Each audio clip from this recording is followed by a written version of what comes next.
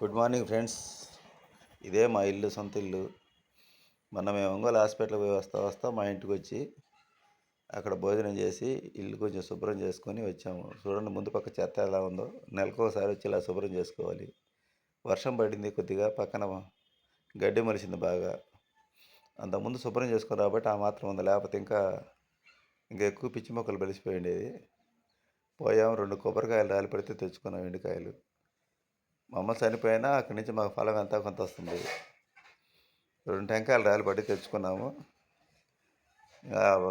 మునగ చెట్టుకు కాయలు అయితే ముదిరిపోయినాయి. ఇంతకుముందు చెదులు పడితే రంగేసాం వెనక పక్క గేటుకి.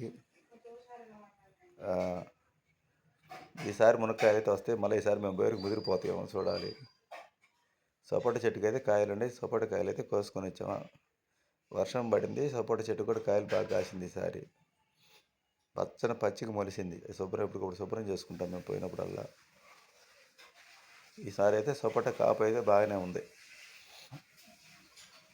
బావిలో నీళ్ళు అయితే అడుక్కెళ్ళినాయి. ప్రస్తుతం వాడకనుకోండి, వర్షాలు లేక. ఈ కొబ్బరి చెట్టు మటు కొట్టించాలి, ఎత్తురు చెట్టు. పక్కన వాళ్ళకి ఇబ్బంది అవుతుందంట. అది ఈసారి పోయినప్పుడు కొట్టించాలి. 2 కొబ్బరి చెట్లు ఉన్నాయి. చెట్లు కాయలు అయితే బాగానే కాస్తున్నాయి. కానీ మన సొంత ఇల్లు ఉన్న కాడే మనకు పని లేదు, పని ఉన్న కాడే సొంత ఇల్లు లేదు. ఇదే మా ఇల్లు, చూశారుగా.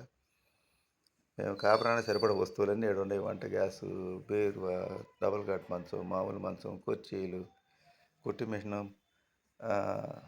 కూలరు, ఇవన్నీ ఉండేవి. టేబుల్ ఫ్యాను, మనకు అవసరమైన ఎన్ని ఉండేవి. ఇది వెనక పక్క వరండా, మా వెనక పెద్ద బాత్రూము,